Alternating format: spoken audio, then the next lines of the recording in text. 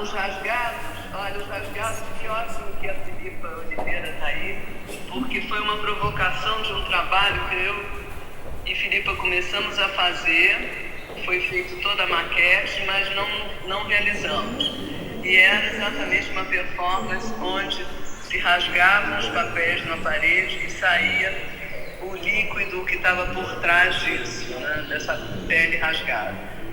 E era uma performance que, enfim, eu fiz toda a maquete dela, mas acabou não acontecendo por outras razões, como vários trabalhos que eu já também, enfim, ficaram no papel, ficaram nas maquetas, mas não foram realizados.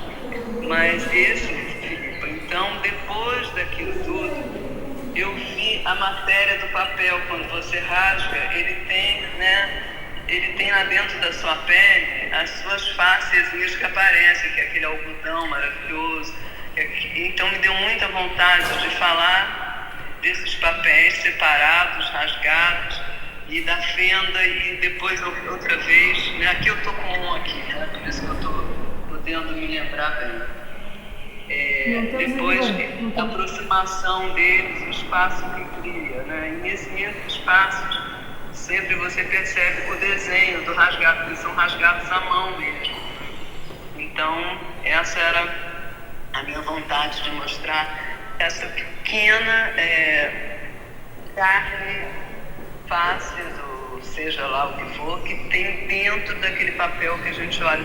O Diogo sabe bem disso, porque o Diogo é o mestre do papel, né?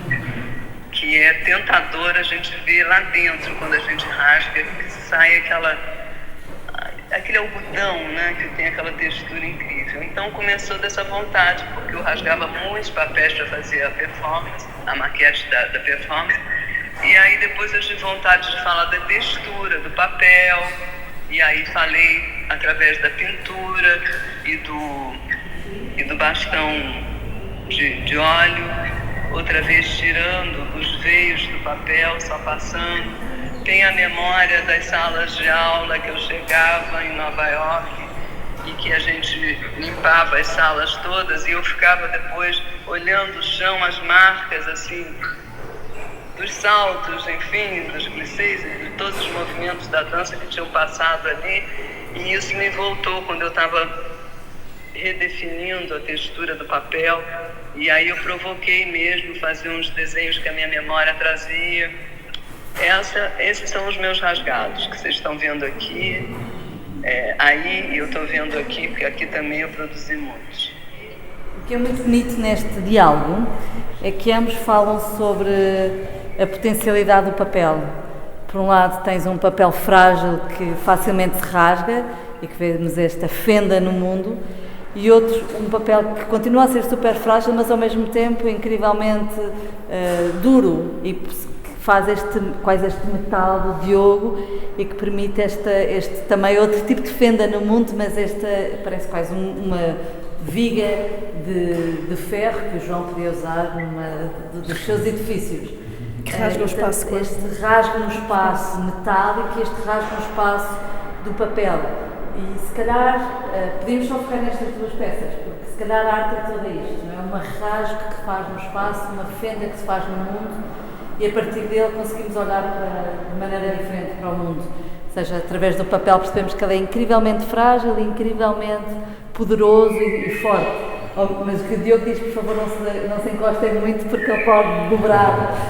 E quando nós mostramos estas peças em Almada, que eram enormes, de repente um dia ela quebrou. Sem ninguém tocar, sem nada, ele portanto estava ali no limite de se transformar, e tivemos que transformar numa mais pequena e fomos mudando, mas como esta relação de algo que de repente nos transforma o espaço. Sim. Eu costumo dizer muitas vezes que o papel é muito fácil de rasgar. Uma criança chega com as mãos e rasga o papel, mas ele rasga o papel com alguma força, não é? Mas eu ponho muito mais força nestes trabalhos, ponho muitas vezes todo o meu peso no papel, portanto há um pouco também esse entendimento, e tocou-me bastante que a primeira peça da exposição fosse realmente uma folha rasgada, porque é realmente porque é outro diálogo com esse rasgar, é um diálogo que que o potencia, que fala sobre ele, que o aprecia, esse apreciar desse rasgar. E eu sinto que no meu trabalho estou sempre muito nessa fronteira. Eu sei que a um determinado ponto posso perfurar o papel e é sempre entre esse diálogo, mas eu ponho muito mais força do que a força necessária, eu diria até 300 vezes mais força do que a força necessária para rasgar o papel. Portanto, é nesse jogo entre o rasgar, para mim está sempre presente, mas e sempre dando mais força. Jogo sempre com essas questões da força e da fragilidade, porque eu sinto e acredito que a fragilidade tem uma força a dizer neste mundo também. Da parte da frente, desenhar à frente ou desenhar atrás do desenho, porque é que há as costas do desenho, porque é que há a frente do desenho? A parte de trás para mim era mesmo tanto escondida e por trás do desenho nas exposições era importante, e até no Dürer, muitas pessoas que vinham de desenho, em algumas exposições históricas, nós vimos que eles desenhavam por trás e os historiadores de arte acabaram por mostrar os dois, não é possível não mostrar a parte de trás. Não veio daí, eu percebi isso depois desta minha curiosidade pela parte de trás do desenho. Este desenho vem um pouco daí. Há dois pregos que prendem o desenho, que o suspendem, mas depois há um terceiro prego que é posto no limite da possibilidade do que o papel me deixa. Eu não consigo ir mais longe do que isto, porque o papel começa-me a entortar de um lado ou começa a saltar do prego, então é puxar por este limite do desenho. Pode ser para aqui, mas poderia ser noutro eixo também do papel. Às vezes até um gesto assim que ultrapassa o papel e vem por cima, mas é neste limite depois da possibilidade do papel que eu às vezes imagino mais longe, vou pô-lo aqui, mas o papel diz-me que não, então assim fica, pronto, e ajuda também a revelar depois, a deshierarquizar um pouco esta parte da frente e a parte de trás do trabalho. E aqui neste trabalho existe um pouco essa ideia é um limite, eu quebrar no fundo esta peça que já, à partida já é um desenho, não é? Que tem uns bons, talvez 5 metros de comprimento, que depois é desenhado, é dobrado sobre si próprio. Há uma parte deste desenho que não se vê, mas eu gosto muito dessa ideia de está desenhado e não se vê, mas isso normalmente não é feito assim, não é? E eu podem acreditar em mim, há uma parte do desenho que está escondida sobre si própria, está por dentro, mas ela está lá, não deixei branco, porque faz parte, essa parte da hierarquia também, ela está lá mesmo desenhada. E depois há esta coisa de realmente testar esses limites do papel e da força e da tensão e dessa fragilidade. E eu acho que esta tensão mantém-se aqui numa espécie de limite. Se eu puser mais 5 cm, se eu cortar mais 5 cm, ele rasga.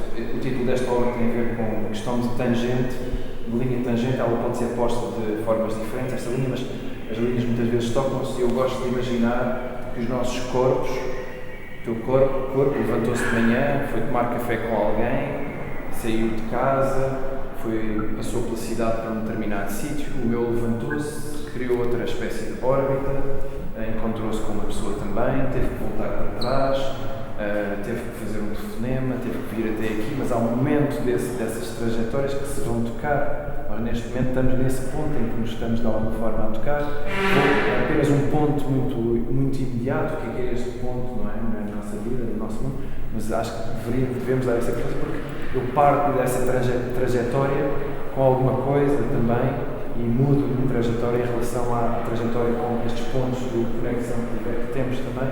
Esta peça representa um pouco isso para mim, essa questão também dos corpos, e que o ponto para mim mais importante nesta peça não é a própria escultura em si, não é o ter desenhado, é de cimento, são peças de cimento.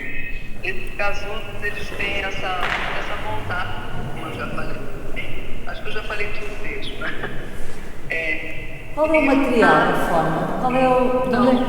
Adriana, qual é o material e como é que arranja, onde é que vêm estas formas? Essa forma da tela era massa.